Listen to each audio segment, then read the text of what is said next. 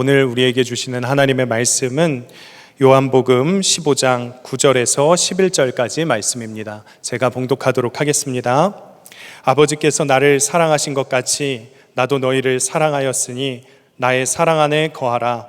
내가 아버지의 계명을 지켜 그의 사랑 안에 거하는 것 같이 너희도 내 계명을 지키면 내 사랑 안에 거하리라. 내가 이것을 너희에게 이름은 내 기쁨이 너희 안에 있어 너희 기쁨을 충만하게 하려 함이라. 우리 선한목자교회 식구들 또 이렇게 본당에서 뵈니까 너무 좋습니다. 너무 행복합니다. 제가 선한목자교회 사임할 때 우리 목사님들과 인사를 나누고 기도 제목 하나를 부탁했어요. 어떤 기도 제목이었냐면 선한목자교회가 소속 목사에게 잘하는 교회가 되게 하소서. 여러분이 잘 해주셔가지고 기도해 주셔가지고 유기성 목사님과 함께 예수동행 운동하고 로잔 운동하면서 정말 행복하게 사역하고 있습니다. 다시 한번 여러분들 위에서 기도해 주시고 사랑해 주셔서 깊이 감사드립니다. 이곳을 떠올릴 때마다 저에게는 하나님의 은혜가 떠올라요. 금요 성령 집회는 저에게 정말 특별한 시간이었습니다. 정말 모든 것 다 내려놓고 사역자가 아니라 하나님 앞에 예배하는 자로 서면서 하나님 앞에 마음껏 기도하고 부르짖었던 시간이었습니다. 그래서 주님께서 정말 제 안에서 역사하고 계신 것이 다른 어느 예배보다 더 실감나게 누려지고 하나님의 은혜를 체험했던 시간이 바로 이 금요 성령 집회 시간이었습니다. 예배 드릴 때마다 참 많이 울었습니다. 그래서 제 영혼이 회복되고 살아나는 것을 참 많이 경험했습니다. 그래서 행복한 장소예요. 지금 이 시간이 행복한 시간이에요. 그래서 이 은혜를 생각만 했을 때도 설교를 준비하면서 은혜가 제 심령 가운데 밀려오더라고요. 그래서 말씀을 준비하면서 제가 한참을 울었습니다. 그 하나님의 은혜가 제 안에 밀려와서. 그래서 기도했어요. 하나님, 제가 그 은혜의 자리에 가는데 그래도 설교 시간에는 울지 않게 하소서. 지금도 울컥하는 마음이 있는데 주님의 은혜로 잘 넘겼습니다. 여러분들이 기도해 주신 덕분입니다. 그래서 말씀을 준비하는데 한 가지 마음이 딱 떠오르는 거예요. 이 금요 성령 집회를 통해서 주님께서 나를 살리셨지. 주님께서 나를 살리셨지. 이 한 가지 생각이 말씀을 준비하면서 떠오르는 거예요. 오늘 이 은혜가 이 자리에 온 여러분들에게도 동일하게 임할 줄 믿습니다. 오늘 이 시간 여러분 하나님께서 살리실 거예요. 생명을 회복시켜 주실 거예요. 그 은혜를 누리시길 축복합니다. 그래서 선한목자 교회는요, 저에게 주님 안에 거하는 품과 같은 곳이에요. 그래서 이 교회에 오는 것 자체, 이 예배 안에 있는 것 자체가 저에게도 은혜입니다. 여러분들에게도 그렇죠? 정말 주님의 살아계심이 오는 순간부터 느껴지시죠? 금요 성령 집회 발을 디디는 순간부터 다른 거는 안 보이고 주님만 주목되시죠? 오늘 그렇게 주님만 주목할 때 분명히 주님께서는 오늘 살아있는 역사를 여러분들에게 허락하실 것입니다. 제가 여러분들에게 드릴 수 있는 가장 좋은 메시지는 단 하나예요. 하나님이 여러분들을 많이 사랑하신다는 거예요. 정말 여러분들을 하나님께서 한 사람 한 사람 많이 사랑하십니다. 그 증거가 십자가예요. 그리고 그 증거가 여러분 안에 오신 예수 그리스도예요. 그 여러분 안에 오신 예수 그리스도가 여러분들에게 말씀하셨잖아요. 내가 세상 끝날까지 너희와 항상 함께 있으리라. 이 약속을 하신 분이 우리 주님이세요. 오늘도 주님은 여러분들에게 사랑의 고백을 하고 계십니다. 9절 말씀 보세요. 나의 사랑 안에 거하라. 거하라. 오늘 어떤 시간이에요? 주님 사랑 안에 거하는 시간이에요. 오늘 이 시간 주님의 사랑이 여러분들 가운데 정말 부어지고 누려지는 축복의 시간 되길 소망합니다. 저는 참 흠많은 목사입니다.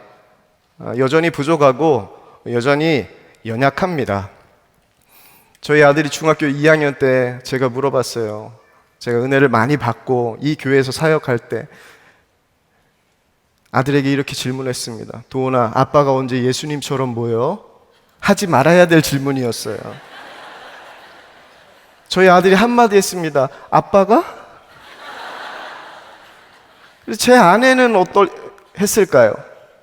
한 선한목자교회에서 사역하면서 나는 죽고 예수로 사는 십자가 복음이 우리에게는 분명하잖아요.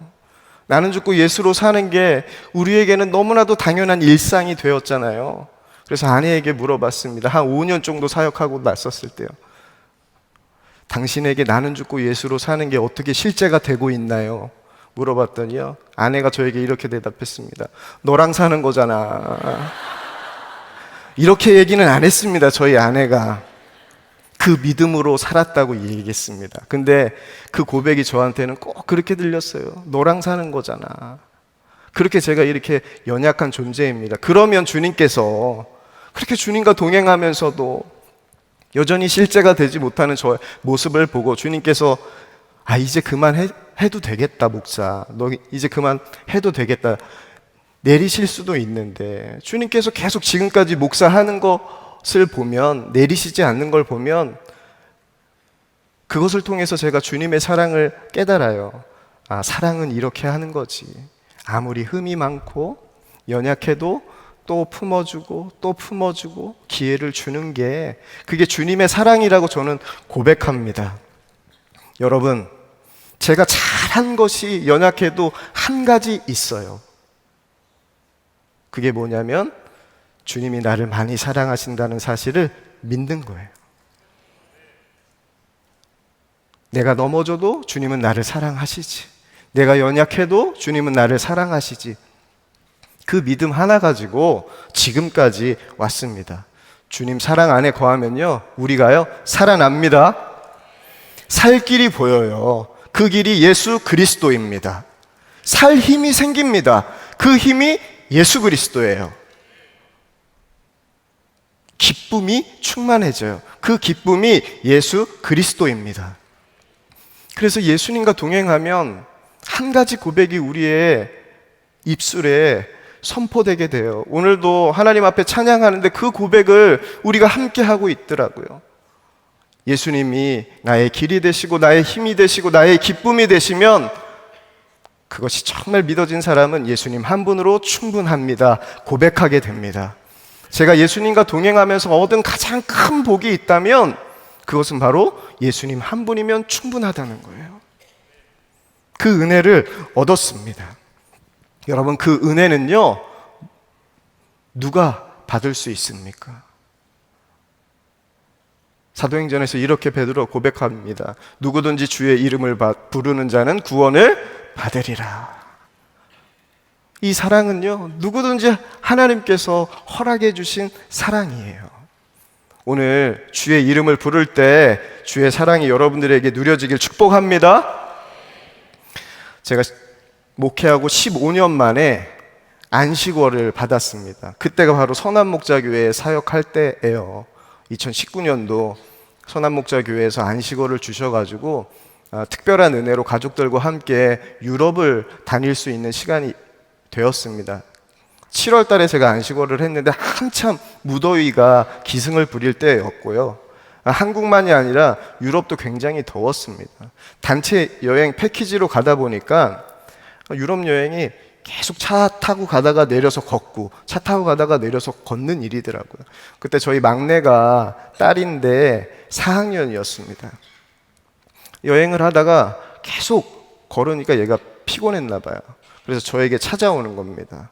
그러면서 아빠 힘들어요 이렇게 얘기하는 거예요. 말만 하면 너무 좋잖아요. 근데 걔의 의도는 따로 있었습니다. 업어달라는 겁니다. 힘드니까 업어달라는 거예요. 그래도 제가 등치가 좀 되지 않습니까? 그래서 제가 4학년 딸을 업었습니다. 그랬더니 얘가 피곤했는지 자기도 하고 또 때로는 미안했는지 금방 내리기도 했습니다. 그런데 얘가 파리를 가도 아빠를 부르고 이탈리아를 가도 아빠를 부르고 네덜란드에 가도 아빠를 부르는 거예요. 어떻게 하는 거예요? 업어달라는 거예요. 그때마다 제가 여러분 어떻게 하는 줄 아세요? 그래도 제가 착한 아빠입니다. 업었습니다. 30도가 무더운 날씨였지만 업었어요. 여러분 제가 딸을 너무 곱게 키우고 있다고 생각이 드시죠? 그럴 수도 있습니다. 하지만 저는 제 딸이 너무 사랑스러웠어요. 너무 예뻤습니다. 그래서 업었어요. 업은 이유는요, 딸이 한 가지를 너무나도 분명하게 알고 있어요. 아빠는 나를 도와줄 거야 라는 그 믿음이 저희 딸에게 있더라고요. 그 믿음이 보이니까 그 딸이 말하는 게 싫지가 않고 너무 좋은 거예요.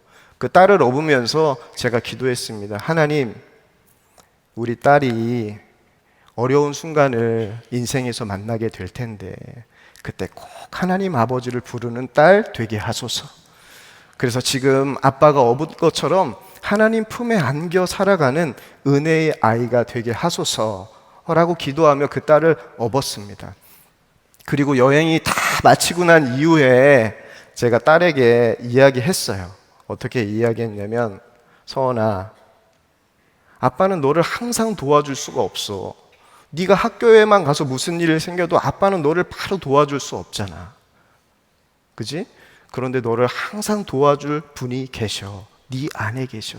예수님이야. 네가 어려운 순간 만났을 때 그때 불러야 할 이름이 있어. 예수님이야. 그리고 하나님 아버지야. 그러면 하나님 아버지가 너를 언제나 항상 도와주실 거야 라고 이야기했습니다. 저는요, 평생 제 딸이 그때를 기억했으면 좋겠어요. 아빠가 업어줬던 그때를 통하여서 단 한 가지, 하나님이 생각났으면 좋겠어요.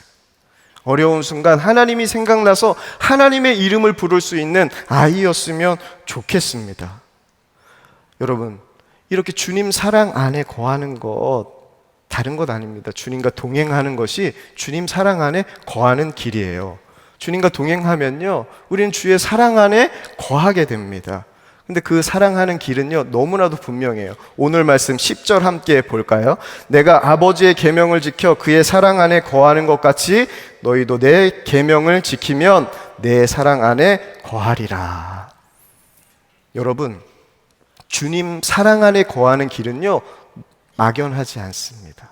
너무나도 분명해요. 무엇이에요? 말씀대로 사는 거예요. 그것이 바로 주님과 동행하는 거예요. 주님과 동행하는 것도 막연하지 않습니다. 주의 말씀과 함께 그 말씀으로 순종하며 살아가는 게 주님과 동행하는 거예요. 우리는 수많은 결정을 하면서 살아갑니다. 오늘 금요성령 집회에 오시는데 여러분 결정 안 하셨죠? 고민이 안 되셨죠? 당연히 와야 되겠다라는 마음이죠. 근데 오늘 오지 않으신 분들, 온라인으로 지금 시청하시는 분 중에 아이 갈 걸 하시는 마음이 드셨던 분도 있을 거예요. 근데 여러분들은 결정하고 오신 거죠. 결정하는 기준을 보면 그 사람이 어떤 사람인지 알게 됩니다. 근데 고난 속에서 그 사람이 결정하는 것을 보면요, 더욱더 그 사람이 어떤 사람인지 알게 돼요. 베드로와 요한이 성령 충만함을 받고 복음을 전했잖아요. 복음을 전할 때 어떤 일이 있었냐면 감옥에 갇힙니다. 그래서 예수님을 십자가에 달았던 대제사장들에게 끌려가서 그들에게 신문을 받게 돼요. 그리고 그들이 베드로와 요한에게 이렇게 얘기해요. 더 이상 복음을 전하지 말라고 위협합니다.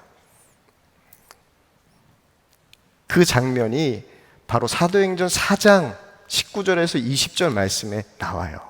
그때 위협하고 이제 복음을 전하지 말라고 했을 때 베드로와 요한이 그들에게 어떻게 대답했냐 하면 이렇게 대답했습니다.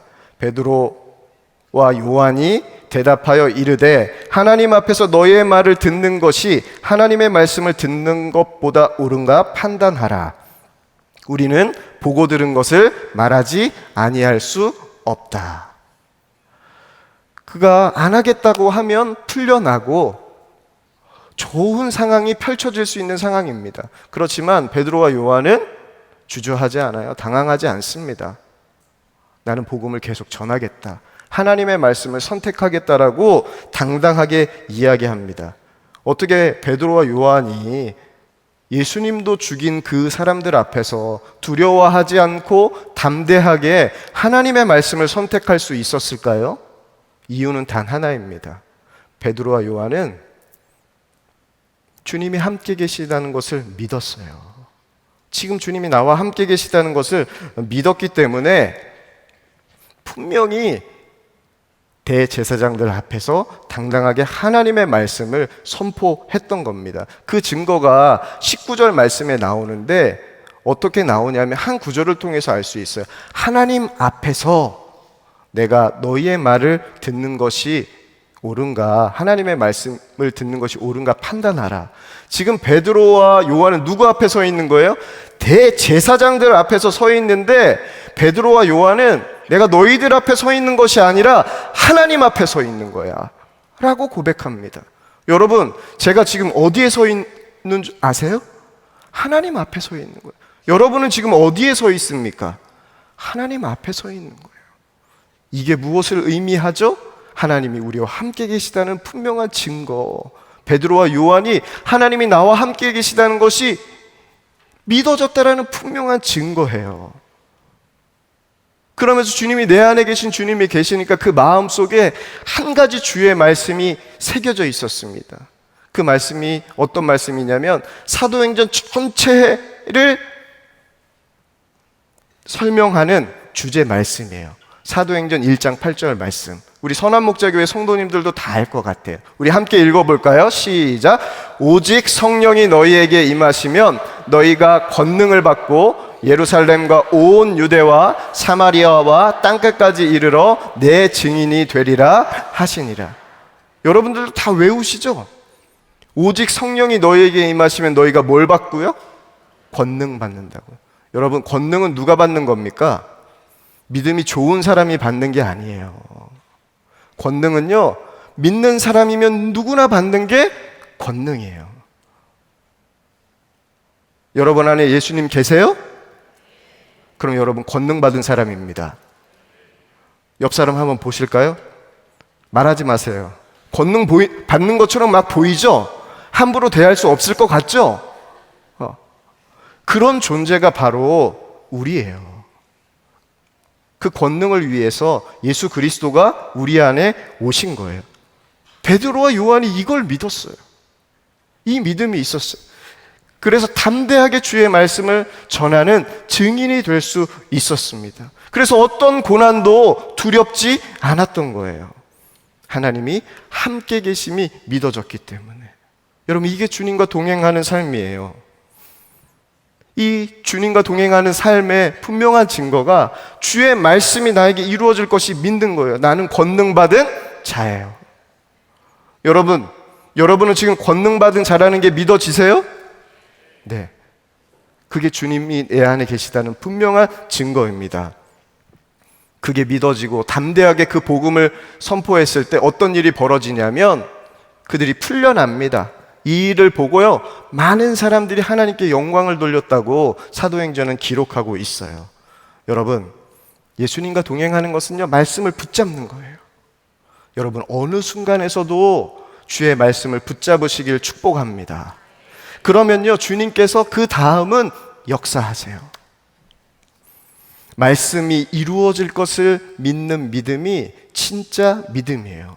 우리의 믿음은요, 추상적이지가 않아요. 결코 형이상적이지도 않습니다. 말씀을 믿는 것이 진짜 믿음이에요. 이 믿음으로 살면요, 우리의 삶이요, 완전히 달라져요. 예전에 제가 한 번은 빌립보서 4장 8절 말씀을 읽다가 이런 생각이 들었습니다. 야, 하나님 참 욕심도 많으시다. 한번 보실래요? 하나님 욕심 많으신지 안 많으신지?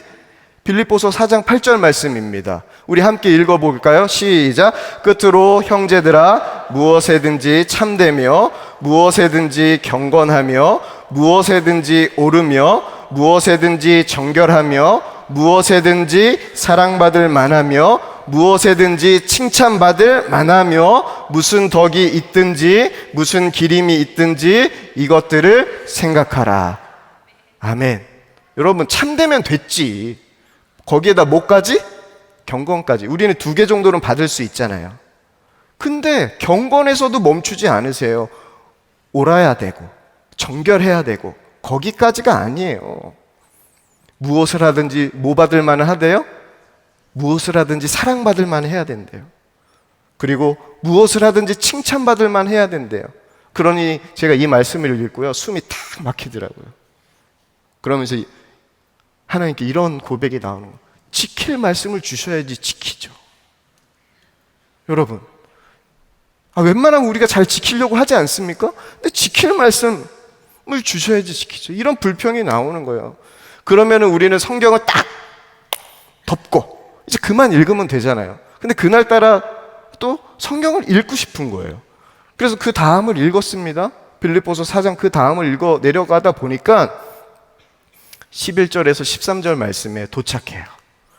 내가 궁핍함으로 말하는 것이 아니니라. 어떠한 형편에든지 나는 자족하기를 배웠노니 나는 비천에 처할 줄도 알고 풍부에 처할 줄도 알아. 모든 일 곧 배부름과 배고픔과 풍부와 궁핍에도 처할 줄 아는 일체의 비결을 배웠노라. 내게 능력 주시는 자 안에서 내가 모든 것을 할 수 있느니라. 아멘. 이 말씀을 읽는데 내게 능력 주시는 자, 그분이 우리 주님이시잖아요. 근데 주님 안에서 내가 모든 것을 할 수 있다라는 것이 그 말씀을 읽는데 깨달아지는 거예요. 믿어지는 거예요. 이 말씀이 믿어지니까요, 이 말씀을 보는 눈이 제게 완전히 달라졌습니다.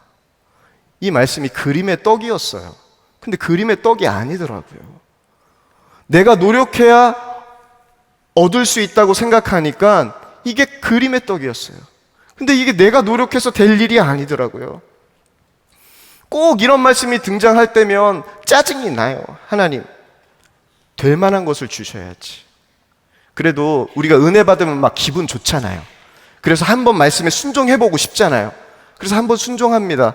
근데 안 돼요, 여지없이. 그래도 은혜가 남아있어가지고 기분이 좋아요. 그럼 2번째 순종하잖아요. 그래도 안 돼요. 그래도 우리는 양심이 있어서 3번은 가지 않습니까? 3번째 순종하는데 안 돼요. 그때 얘기합니다. 하나님 거봐요. 안 되잖아요. 그리고 포기합니다. 하지만 이 말씀이 나에게 이루어질 것이 믿어지니까 이게 그림의 떡이 아니라 생명의 떡이더라고요. 정말 이게 생명의 떡이에요. 하나님의 말씀은 어떤 말씀이라도 이루어진다라는 확신이 제 마음에 들어오니까 빌립보서 4장 8절 말씀이 이렇게 다가왔습니다. 어떻게 다가왔냐면요, 제가 여러분들에게 다가온 말씀, 그때 그 감격을 여러분들에게 고백해 보겠습니다. 하나님은 나를 무엇에든지 참되게 하시고, 하나님은 나를 무엇에든지 경건하게 하시고, 하나님은 나를 무엇에든지 옳게 하시고, 하나님은 나를 무엇에든지 전결하게 하신다. 이게 하나님께서 저에게 품으신 소원이시더라고요. 이것들을 생각하라. 이것은요, 내 삶을 하나님께서 이렇게 이루시겠다는 하나님의 생각이시더라고요. 이게 믿어졌어요. 그러니까요, 무엇을 하든지 사랑받을 만한 자가 누구예요? 바로 저더라고요. 그러니까 무엇을 하든지 주님 안에서 칭찬받을 자가 바로 누구예요? 바로 저더라고요. 하나님이 그렇게 저를 이 말씀을 통하여서 사용하시길 원하시더라고요. 하나님이 나에게 말씀을 주신 것은요, 여러분에게 말씀을 주신 것은 부담을 주시려는 것이 아니라 정말 하나님의 사랑이 담긴 그 복을 주시고자 하신 것이라는 것이 그때 비로소 제 안에 깨달아졌습니다. 말씀 안에 하나님의 사랑이 얼마나 놀랍게 담겨져 있는지 제가 그것을 알고 하나님 앞에 감격해서 얼마나 울었는지 몰라요. 하나님, 저같이 연약한 자가요? 저같이 부족한 자가요? 그렇게 불평했던 자를 하나님 무엇을 하든지 사랑받을 만하게 하시고 무엇을 하든지 칭찬받을 만하게 하신다고요? 그게 하나님의 소원이라고요? 제가 그 소원을 붙잡습니다. 그 사랑에 감격해서 다시 빌립보서 4장 8절 말씀을 읽어보니까 무엇에든지 참되며 무엇에든지 경건하며 무엇에든지 오르며 무엇에든지 정결하며 무엇에든지 사랑받을 만하며 무엇에든지 칭찬받을 만한 자가 누구인지 알겠더라고요. 그분이 우리를 너무나도 사랑하시는 예수님이시더라고요. 그래서 빌립보서 4장 말씀이 한 문장으로 딱 요약이 되더라고요. 항상 이것들을 생각하라가요. 항상 예수님을 생각하라. 항상 예수님을 생각하라. 여러분, 어떤 순간에도 여러분의 마음 가운데 예수님이 생각나면요, 예수님이 여러분들을 살리십니다. 여러분들 가운데 역사하세요. 내게 능력 주시는 자 안에서 내가 모든 것을 할 수 있느니라. 이 고백이 동일하게 바울의 고백이 아니라 나의 고백으로 주님 앞에 올려집니다. 그런데요, 문제가 있어요. 예수님과 동행해도요, 고난이 와요. 고난이 안 오면 너무 좋겠는데, 고난은요, 우리가 죄를 지어서 찾아오는 것도 아니고 믿음이 없어서 찾아오는 것도 아니에요. 고난은요, 누구에게나 찾아와요. 근데 그 고난이 우리에게 찾아왔을 때 고난을 만나면 고난보다 더 크신 주님을 붙잡으면 됩니다. 그러면요, 어떤 고난도 주님께서 이기게 하세요. 제가 2005년도에 파주에서 처음 목회를 했습니다. 담임 목회를 했는데 첫 예배를 드리는데 아무도 없는 거예요. 교회에 부임했는데 성도가 아무도 없는 겁니다. 정말 눈물 많이 나더라고요. 그 다음 주에 아내가 선한목자교회 전도사를 사임하고 제가 목회하고 있는 곳으로 부임했어요. 그래서 그때부터 둘이 드리니까 조금 낫더라고요. 근데 교회가 성도가 없으니까 재정적으로 너무 힘든 겁니다. 그래서 하나님 앞에 기도했어요. 하나님, 이 재정을 주님께서 감당해 주셨으면 좋겠습니다. 그러면 하나님께서 어떻게 하셔야 됩니까? 우리의 시나리오가 딱 있잖아요. 하나님이 재정을 주셔야 되잖아요. 근데 재정을 주시지 않고 뜬금없이 질문을 주시는 거예요. 그 질문이 뭐냐면, 까마귀가 귀하냐 내가 귀하냐. 여러분, 뜬금없죠? 여러분, 까마귀가 귀합니까 제가 귀합니까? 사랑을 볼 수 있는 중요한 질문인 것 같아요. 제가 선한목자교회 부교육자 사역은 그만뒀지만 어떤 목사다? 소속 목사다. 까마귀가 납니까 제가 납니까? 그래도 까마귀보단 제가 낫지 않나요? 욕심입니까? 까마귀보단 제가 낫죠. 근데 하나님께서 이렇게 질문했으면 저도 고민이 많았을 것 같아요. 김다희 목사님이 나요? 제가 나요? 대답하지 마세요. 네, 저도 알고 있어요. 네. 그렇게 했으면 저도요 포기했을 텐데, 까마귀가 낫냐 네가 낫냐 하시니까 제가, 하나님, 제가 그래도 까마귀보단 낫습니다. 이 말씀이 믿어졌어요. 어떤 말씀이 믿어졌냐면, 하나님께서 한 말씀을 제게 생각나게 해주시는데 누가복음 12장 24절 말씀이에요. 누가복음 12장 24절 말씀 우리가 함께 읽어볼까요? 시작. 까마귀를 생각하라. 심지도 아니하고 거두지도 아니하며 골방도 없고 창고도 없으되 하나님이 기르시나니 너희는 새보다 얼마나 귀하냐. 동요가, 내가 까마귀도 돌봐. 근데 하물며 너를 돌보지 않겠니? 그 주님의 음성이 제 심령 가운데 들려지는 거예요. 그렇지, 하나님께서 나를 돌봐주시지. 그때 제가 기도만 한 것이 아니라 저희 교회를 후원할 교회를 연애 주소록을 보고 찾아가지고 100개의 리스트를 뽑아가지고 후원 편지를 딱 작성을 했습니다. 보내려고. 근데 하나님께서 이 말씀을 주시고 하나님께서 나를 돌봐주시지 라는 그 믿음이 제 안에 들어오는 순간 그 모든 후원 편지를 다 버렸습니다. 그리고 제가 20여 년 지금 목회하고 있거든요. 누군가에게 찾아가가지고 후원 편지 주면서 도와달라고 한 적이 한 번도 없어요. 근데 지금까지 하나님께서 때를 따라 돕는 은혜를 허락하여 주셔서 재정이 필요할 때 재정을 공급해 주시고 먹이시고 입히시는 은혜로 지금까지 살고 있습니다. 여러분, 하나님께서 돌봐주세요. 제 고백만 아닙니다. 제 이야기가 아니에요. 힘든 순간 베드로도요, 주님이 생각났어요. 그래서 여러분들에게 베드로가 이렇게 얘기하는 거예요. 베드로전서 5장 7절 말씀에 너희 염려를 다 주께 맡기라. 이는 그가 너희를 돌보심이라. 베드로에게는 믿음이 있었어요. 어떤 믿음? 염려의 순간이 나에게 찾아왔을 때 그 모든 것을 다 주님께 맡기면 주님이 나를 돌보신다는 믿음이 베드로에게 있었습니다. 여러분, 이 믿음의 눈이 열리잖아요. 고난이 두렵지가 않습니다. 두렵지 않은 것을 넘어서 고난이 기뻐져요. 여러분, 이게 믿어집니까? 고난이 기뻐질 수 있는 것? 이게 여러분들 믿어지세요? 고난은요, 놀라운 주님의 사랑을 누리는 은혜의 통로예요. 제가 선한목자 교회에 오면서 여러 차례 저희 어머니에 대한 간증을 여러분들에게 드렸습니다. 여러분들도 기도해 주셔가지고요, 2023년 6월 13일 잊어버릴 수 없습니다. 투병하신 지 14년 만에 주님께서 완치 판정을 주셨어요.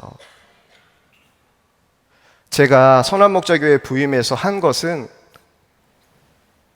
너희는 마음에 근심하지 말라. 하나님을 믿으니 또 나를 믿으라. 주님께서 주셨던 그 요한복음 14장 1절의 말씀을 붙잡고 선한목자교회에 올라와서 주님이 믿음의 주요 온전하게 하신 이인 예수를 바라보라. 예수님께 고종하며 순종의 걸음 한 걸음 한 걸음 내디딘 것밖에 없습니다. 그 은혜로 하나님께서 특별한 은혜를 허락해 주셨어요. 가끔 성도님들이 어머니는 어떻게 됐냐는 소식을 물으세요. 그래서 선한목자교회 성도들에게는 꼭 전해야 되겠다라는 마음이 들었습니다. 여러분들이 기도해 주셔서 정말 놀라운 사랑을 저는 받았습니다. 어머니의 고난을 통해서 분명히 깨닫게 된 것이 있어요. 그것은 뭐냐면 고난 속에 기뻐할 수 있다는 겁니다. 어려운 순간이 있지만 하나님께서 저희 어머니를 통해서 제가 보게 하신 것은 주님을 붙잡았을 때 고난 속에서도 기뻐하고 감사하며 살아갈 수 있는 것을 분명히 보게 하셨어요. 그래서 당당하게 제가 선한목자교회 목회하면서 여러분들과 그 은혜를 나눌 수 있었습니다. 그리고 고난의 증인, 고난을 기뻐하는 증인으로 하나님께서 예수님과 동행하는 은혜를 저에게 베풀어 주셨어요. 정말 여러분, 고난도 기뻐할 수 있을까요? 기뻐할 수 있습니다. 말씀이 우리에게 그렇게 이야기하기 때문에 그렇습니다. 주님이 우리에게 말씀하셨기 때문이에요. 우리 교회가 동부구치소를 섬기고 있습니다. 코로나가 열렸을 때 동부구치소도 코로나 때문에 예배를 드릴 수가 없었어요. 근데 첫 번째 예배가 2000년도에 열렸는데, 정확하게 기억나지는 않지만 그 날짜가, 근데 한 가지는 기억나요. 처음 열렸을 때 여재용 목사님이 담당이셨는데 열렸을 때 첫 번째 말씀을 전할 목사님은 임동혁 목사님입니다. 이렇게 정해 주셨기 때문에. 그래서 여자 재소자들 앞에서 말씀을 전해야 됐습니다. 그때 하나님께서 말씀을 준비하는데 자꾸 이상한 마음을 주세요. 기뻐하라는 겁니다. 여러분, 기뻐해야죠. 그죠? 주님의 말씀이니까. 기뻐하라. 주님, 네, 기뻐해야죠. 그런데 말씀의 주례를 기뻐하라로 하라는 거예요. 주님, 재소자들이 기뻐할 일이 있어야지 기뻐하죠. 이 마음이 들더라고요. 그런데 주님은 너무나도 분명하게 제게 말씀을 주셨어요. 빌립보서 4장 4절 말씀을 주셨는데, 주 안에서 항상 기뻐하라. 내가 다시 말하노니 기뻐하라. 만약에 빌립보서 4장 4절 말씀이 주 안에서 항상 기뻐하라로 끝났으면 저는 안 했을지도 몰라요. 근데 주님께서 제가 못 알아들으실까 봐 분명히 뒤에다가 써 놓으셨더라고요. 내가 다시 말하노니 기뻐하라. 그래가지고 이 말씀을 가지고 제소자들과 함께 말씀을 나눴습니다. 그때 제가 그 제소자들 앞에서 어떻게 설교를 했냐면 이렇게 설교했습니다. 여러분, 고난 속에 기뻐할 수 있을까요? 오늘 말씀인 빌립보서를 쓴 바울은 여러분과 같이 감옥에 있었습니다. 그런데 그는 감옥에 있었지만 우리에게 주 안에서 항상 기뻐하라. 내가 다시 말하노니 기뻐하라. 이렇게 우리에게 이야기하고 있습니다. 고난 속에서도 기뻐할 수 있는 길이 있습니다. 바로 예수 그리스도입니다. 예수 그리스도가 여러분 안에 계시면 여러분도 고난 속에 기뻐할 수 있습니다. 감옥에 있지만 여러분들도 기뻐할 수 있습니다. 그 기쁨이 영원하길 원하십니까? 그 영원한 기쁨을 여러분들 얻고 싶으세요? 날마다 예수님과 동행하면 그 기쁨이 여러분들에게 사라지지 않습니다. 날마다 주님과 동행하는 기쁨이 여러분들 가운데 있길 축복합니다. 제가 이렇게 복음을 전했습니다. 예배를 다 마치고 기도하면서 주님 앞에 정말 내 안에 계신 예수 그리스도를 만나고 싶으신 분, 영접을 그 자리에서 콜링을 했습니다. 그때 많은 제소자들이 일어나서 주님을 영접했고 안수기도를 섬기면서 주님께서 분명히 보게 하셨어요. 저는 남자들이 기뻐할 수 있더라고요.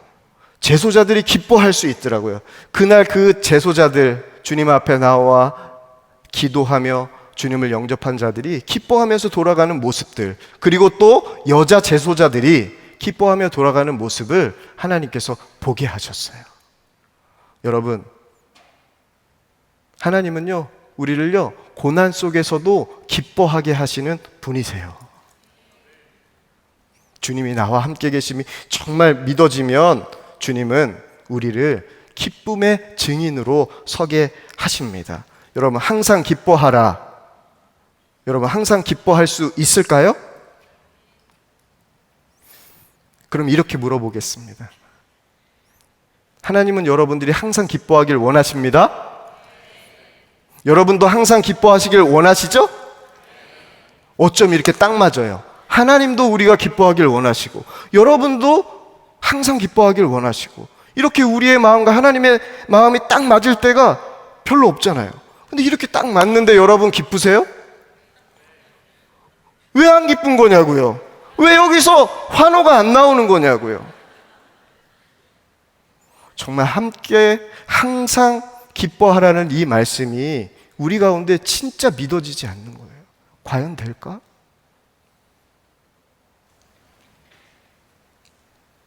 오늘 이 자리에 오신 분들 중에 마음의 아픔이 있으신 분들 있을 겁니다.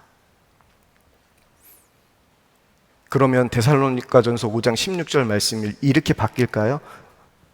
우리 사랑하는 딸아, 네가 아프니까 조금만 기뻐하라.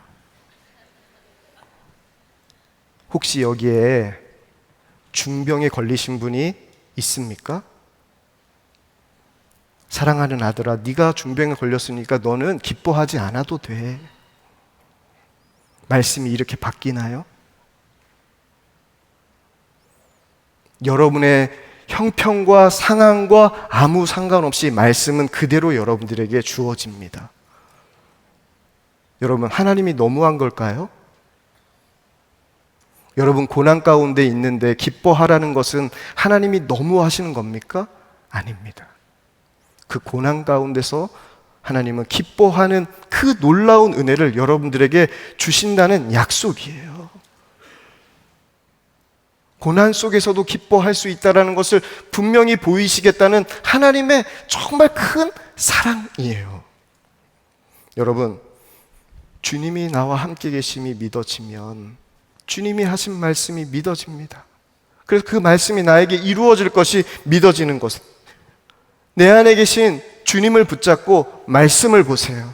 말씀을 보고 여러분의 상황과 형편을 보는 것이 아니라 말씀을 보고 여러분의 상황과 형편보다 더 크신 주님을 보세요. 그러면 주님께서 그 말씀을 이루어 주실 것이 나에게 믿어집니다. 한번 테스트 해볼까요? 원수도 사랑할 수 있습니까? 우리가 제일 부담스러워하는 말씀이잖아요. 이 원수도 사랑하라는 거. 하지만 아닙니다. 우리를 사랑하시는 가장 놀라운 말씀이 바로 이 말씀이에요. 원수도 사랑하라. 이 말씀이에요. 2016년도 제가 여름 단기 선교를 선한목자교회 사역하면서 갔습니다. 팀원들과 함께 첫 번째 준비 모임을 가졌습니다. 그때 팀장님이 선교사님에게 전화해서 선교사님 어떻게 준비하면 좋겠습니까? 라고 전화를 했는데 선교사님이 딱 한 가지만 준비하고 오라고 하셨습니다. 그게 뭐냐면 일본을 사랑하는 마음만 가지고 오세요. 그 이야기를 팀장님이 저에게 하시면서 첫 번째 모임 때 그 이야기를 했습니다. 그리고 우리 준비팀 모인 성도님들에게 한 명씩 물어봤어요. 일본을 향한 마음이 어떤지. 우리 일본을 향한 마음이 어떻습니까? 물었더니 저는 일본을 사랑하지 않습니다. 담대해요. 근데 어떤 사람은요, 일본을 저는 생각만 해도 치가 떨립니다. 그래도 그 다음번은 나았어요. 그래도 저는 일본을 미워하진 않습니다. 그래도 저도 이제 답변 차례가 돌아왔잖아요. 근데 저도 생각해 보니까요, 일본을 사랑하진 않더라고요. 그냥 미워하지 않을 뿐이었어요. 하나님께서 사람들을 모아도 꼭 이런 사람들을 모아놨나. 마음의 부담감이 확 밀려오더라고요. 그래서 한 주간 기도했습니다. 하나님, 그래도 선교사님이 사랑하는 마음만 가지고 오랬는데 저희 사랑하고 싶습니다. 사랑하고 싶습니다. 사랑하는 마음 갖고 싶습니다. 기도하는데 주님께서 이렇게 말씀하시는 거예요. 너는 일본을 사랑할 수 있다 라는 마음을 주시는 거예요. 그러면서 한 말씀을 제게 주셨어요. 그 말씀이 뭐냐면 베드로전서 1장 22절 말씀이었습니다. 너희가 진리를 순종함으로 너희 영혼을 깨끗하게 하여 거짓이 없이 형제를 사랑하기에 이르렀으니 마음으로 뜨겁게 서로 사랑하라 라고 하면서 주님께서 저에게 사랑을 어떻게 하는 건지 말씀해 주셨어요. 사랑은 진리에 순종하는 것이 사랑하는 거라는 거예요. 진리에 순종하는 것이 사랑하는 거라고. 그래서 제가 하나님, 저는 진리에는 순종할 수 있습니다. 그럼 너는 일본을 사랑할 수 있다는 거예요.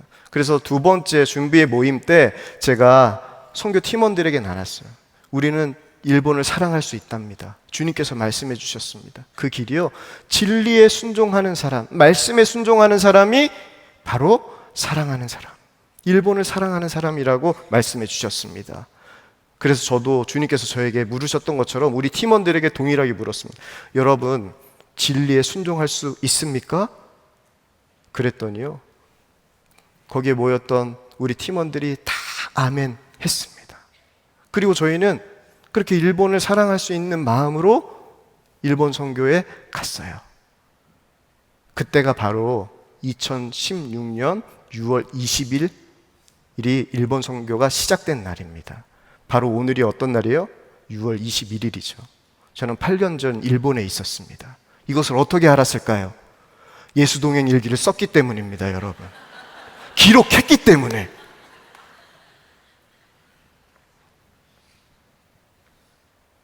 그때 저희가 일본 선교하고 난 다음에 예수사마 신지때 구다사이. 여러분 모르시죠? 예수님 믿으세요. 일본어입니다. 제가 그거 하나만 생각나요. 그때 복음을 전했습니다. 일본 사람들이 주님의 사랑을 얼마나 누렸는지 저는 잘 몰라요. 하지만 그때 우리 선교팀들이 주님의 사랑, 일본을 사랑하는 마음을 가지고 나아간 저희에게 베풀어 주신 사랑이 얼마나 컸는지는 지금도 기억하고 있습니다. 그 열매가요, 6월 1일 날 일본 선교사로 파송받은 임성열 선교사님 부부예요. 그때 2016년도에 같이 팀장으로 일본 선교를 갔습니다. 그때 뜨겁게 일본을 사랑하는 마음을 받으셔서 신학교에도 가시고 선교사가 되셔서 지난 6월 2일 날 선한목자교회 일본 파송 선교사로 보냄을 받으셨죠. 그 열매를 주님께서 보게 하셨습니다. 여러분들에게도 동일하게 오늘 도전하고 싶습니다. 원수 사랑하는 건 누가 하는 거예요? 진리에 순종하는 사람. 원수 사랑하는 것은요, 사랑이 많은 사람이 하는 것이 아닙니다. 마음이 넓은 사람이 하는 것이 아니에요. 우리로서는 원수를 사랑할 수가 없어요. 하지만 우리 안에 계신 예수 그리스도를 신뢰하고 주의 말씀을 붙잡고 순종하는 사람이 원수를 사랑하는 사람입니다. 원수를 사랑하라. 이 말씀을 붙잡고 순종하는 사람이 원수를 사랑하는 사람이에요. 오늘 여러분들에게 도전하고 싶어요. 여러분 원수를 사랑하시겠습니까? 진리에 순종하겠습니까? 어제 예수동행 집회가 감신대에서 열렸습니다. 예배가 다 마쳐지고 안수기도를 받는 시간이었어요. 안수기도를 받으려고 한 분이 제 앞에 섰습니다. 그러면 안수기도를 받으시면 되잖아요. 근데 제 얼굴을 빤히 쳐다보시는 거예요. 그리고 마지못해 기도 카드를 저에게 주시는 겁니다. 그래서 기도 카드를 받아보니까 그분이 사모님이셨어요. 근데 기도 제목을 보니까 빤히 쳐다보신 이유를 제가 알 것 같더라고요. 이혼을 준비 중인 사모님이셨어요. 빤히 쳐다보면서 이런 생각을 하셨던 것 같아요. 내가 지금 기도를 받아도 되나? 저분이 내가 기도를 받을 만한 분인가? 이런 생각이 드셨던 것 같아요. 근데 어제 예수동행 집회의 말씀이 에베소 교회를 향한 하나님의 말씀이었거든요. 요한계시록의 2장의 말씀이었습니다. 용서하지 못할 사람을 용서하고 사랑하지 못할 사람을 사랑하라. 이 말씀이었어요. 그래서 제가 사모님의 사정을 다 듣고 사모님께 기도 전 말씀을 드렸습니다. 사모님, 이곳에 부르신 분이 누구세요? 예수님이십니다. 사모님 안에 계신 예수님이시잖아요. 주님께서는 이미 사모님에게 말씀해 주셨습니다. 오늘 어떤 기도를 해야 할지, 어떤 말씀을 붙잡아야 할지 주님께서는 이미 말씀해 주셨어요. 그 말씀을 붙잡고 나아가는 시간이 되시길 축복합니다. 제가 그러고 안수 기도를 그 사모님에게 했습니다. 하나님 어떻게 기도할까요? 라고 제가 물었을 때 주님께서 즉각 그 찰나의 순간에 말씀을 떠오르게 하셨던 말씀이 갈라디아서 2장 20절 말씀이에요. 내가 그리스도와 함께 십자가에 못 박혔나니 그런즉 이제는 내가 사는 것이 아니요 오직 내 안에 그리스도께서 사시는 것이라. 이제 내가 육체 가운데 사는 것은 나를 사랑하사 나를 위하여 자기 자신을 버리신 하나님의 아들을 믿는 믿음 안에서 사는 것이라. 이 말씀이 붙잡혀지면서 사모님께 제가 이렇게 기도했습니다.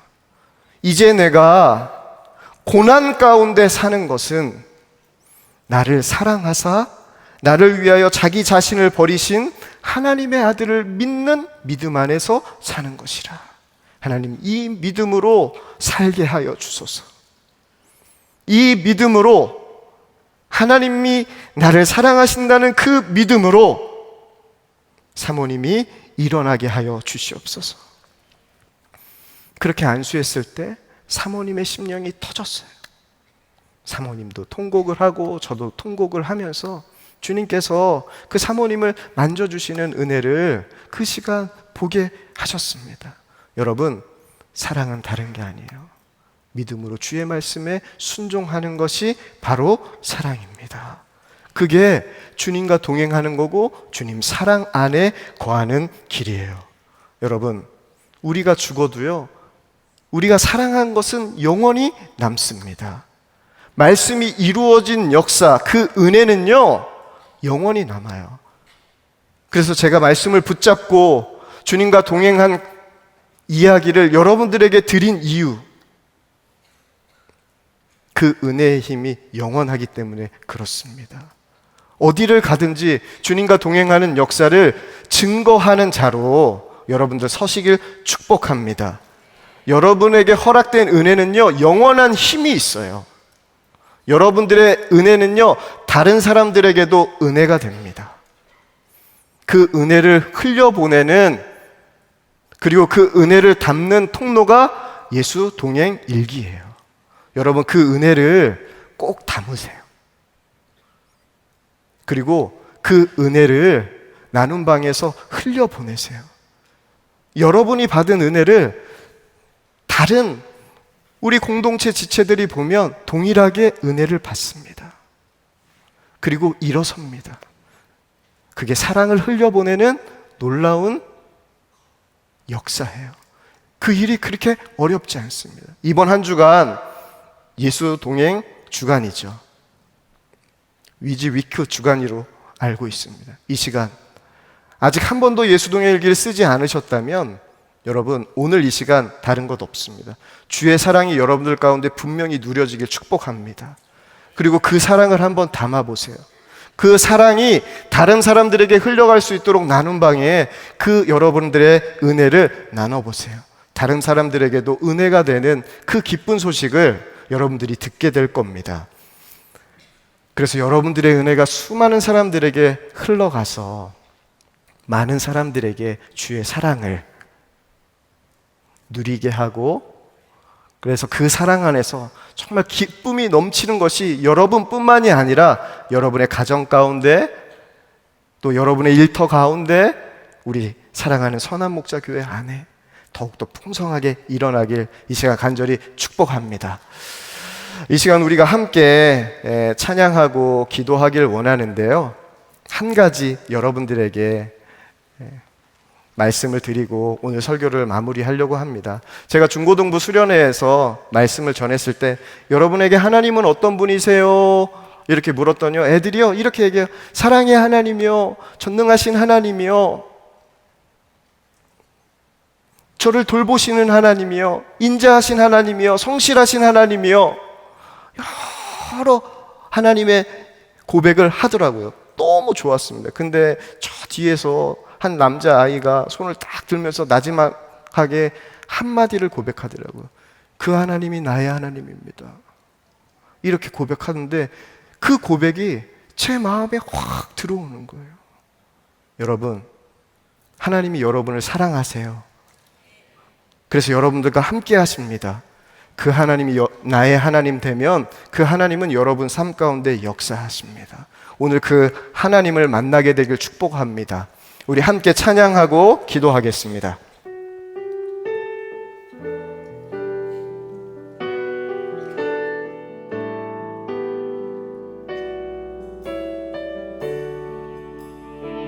나의 사랑 너는 어여쁘고 참 귀하다. 나의 사랑 너는 어여쁘고 참 귀하다. 오늘 보석보다 귀하다. 내가 사랑스럽지 않을 때 너를 온전히 사랑하고 너와 함께하려 내가 왔노라. 나의 사랑 나의 사랑 이 사람여 결코 변치 않아. 모든 계절 돌보시네. 풀은 마르고 꽃은 시드나 주의 말씀은 신실해. 실수가 없으신 주만 바라. 주님의 나라와 뜻이 나의 삶 속에 임하시며 주님 알기를 주만 보기를 소망해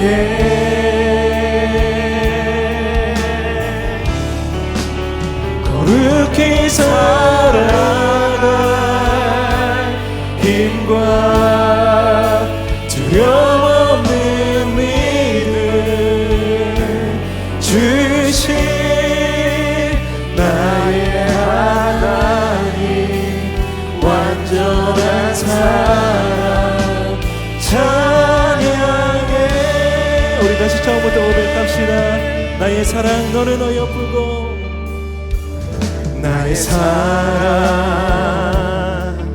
너는 어여쁘고 참 귀하다. 어느 보석보다 귀하다.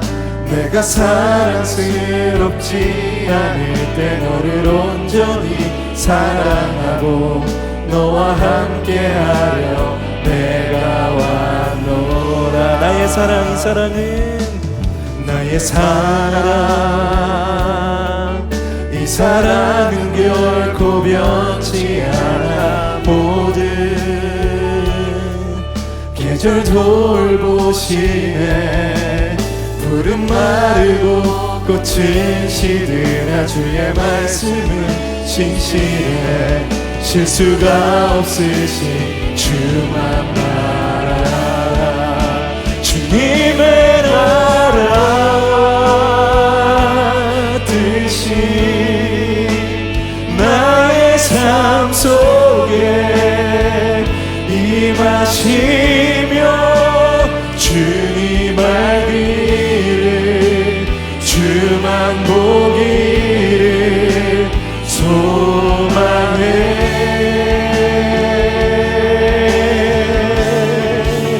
거룩히 살아갈 힘과 두려움 없는 믿음 주신 나의 하나님 완전한 사랑 찬양해. 찬양하리 만군의 찬양하리 만군의 주 영원히 함께 하시네. 존귀하신 사랑의 왕 영원히 통치하시네. 찬양해. 찬양하리 만군의 주 영원히 함께 하시네. 존귀하신 사랑의 왕 영원히 통치하신 주님의 나라와 주님의 나라와 뜻이 나의 삶 속에 임하시며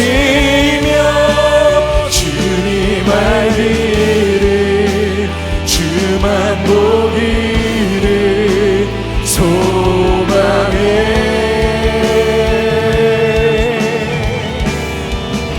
거룩히 살아갈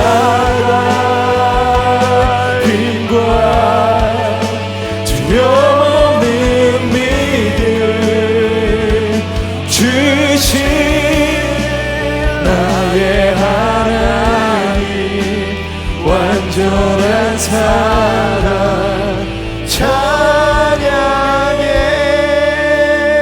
찬양해. 우리 이 시간 첫 번째 기도하길 원하는 것은 정말 주님의 사랑이 나에게 오늘 이 밤 믿어지게 하여 주시옵소서.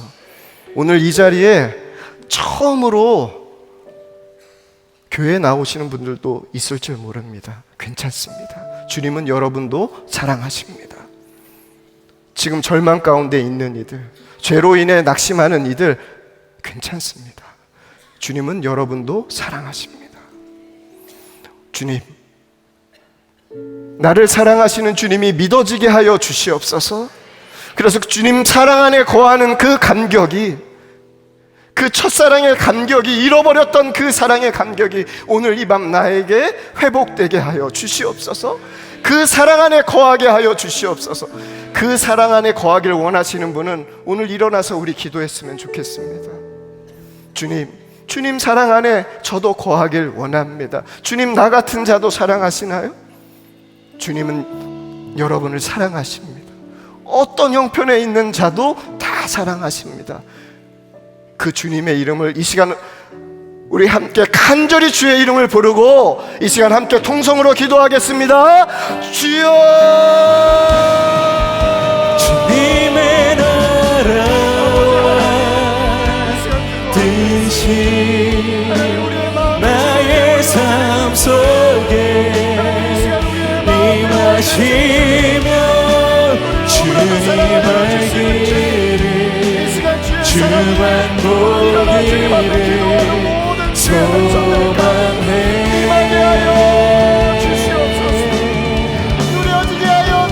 그렇게 살아가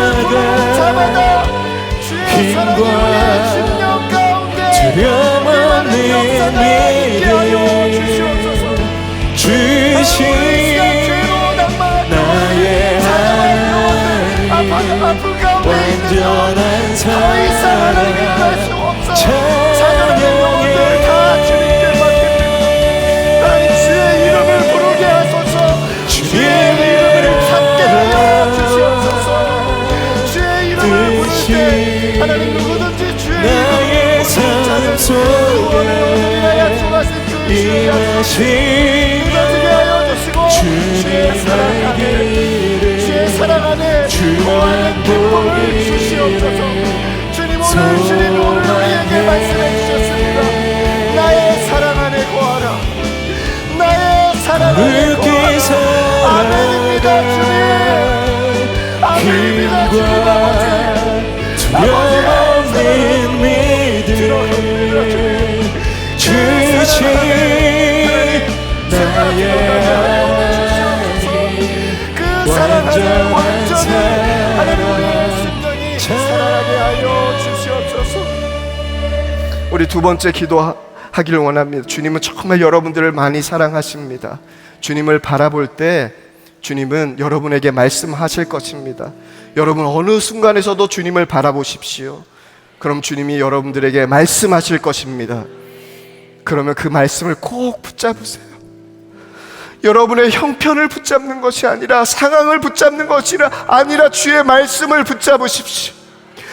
그 말씀이 이루어지는 역사를 주님께서 허락하실 것입니다. 아버지 하나님, 말씀을 붙드는 믿음의 사람 되게 하여 주시옵소서. 그래서 말씀을 이루시는 주의 사랑 안에 거하는 하나님 죄가 되게 하여 주시옵소서. 우리 가정이 되게 하여 주시옵소서. 우리 다 함께 주여 한번 부르짖고 기도하겠습니다. 주여, 아버지 하나님, 어느 순간에서도 하나님 저희가 주님 바라보는 나의 삶 속에 주시옵소서. 임하시며 주님 알기를 주만 보기를 소망해. 우리를 사랑하시고 돌보시는 그렇게 살아가 힘과 두려움 없는 믿음 주신 나의 하나님 완전한 사랑 찬양해.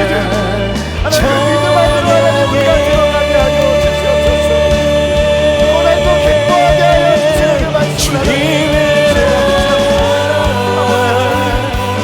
뜻이 나의 삶 속에 임하시며 주님 알기를 주만 보기를 소망해.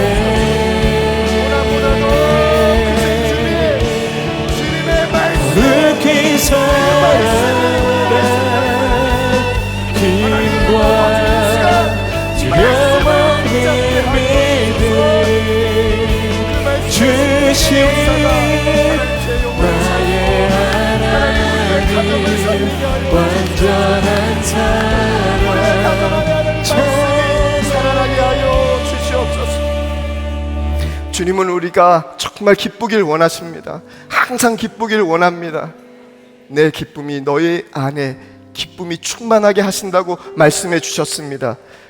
하나님, 정말 주님과 동행하며 사랑만 하게 하여 주시옵소서. 미워하는 사람 사랑만 하게 하여 주시옵소서. 원수도 사랑하는 자 되게 하여 주시옵소서. 어떤 자도 용서하지 못할 자가 없게 하여 주시옵소서. 그래서 그 사랑 안에 거하며 말할 수 없는 주의 기쁨이 하나님 제 심령 안에 넘치게 하여 주시옵소서. 그래서 그 기쁨이 하나님 우리의 가정에 흘러가게 하여 주시고 이 교회 안에 흘러가게 하여 주시옵소서. 그래서 이 선한 목자 교회가 하나님 기쁨의 근원이신 예수 그리스도로 말미암아 기쁨을 전하는 복의 통로가 되게 하여 주시옵소서. 그 부흥이 하나님 교회 안에 있게 하여 주시옵소서. 그렇게 날마다 주님과 동행하는 이 교회가 되게 하여 주시옵소서. 우리 다 함께 주여 3번 부르짖고 기도하고 자유롭게 기도하다가 돌아가겠습니다. 주여 주님의 나라와 뜻이 나의 삶 속에 임하시며 주님의 길을 주만 보기를 소망해. 하나님의 말씀은 사랑임을 주님하고 그렇게 살아가 그 사랑을 힘과 두려움없는 믿음 주신 나의 하나님 완전한 사랑 찬양해.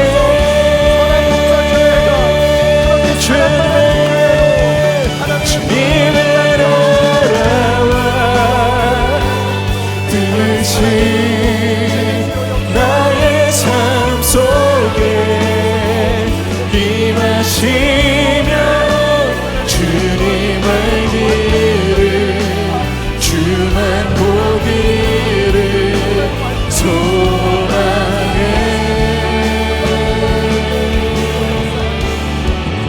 거룩히 살아가 힘과 두려움 없는 믿음 주신 나의 하나님 완전한 사랑 찬양해.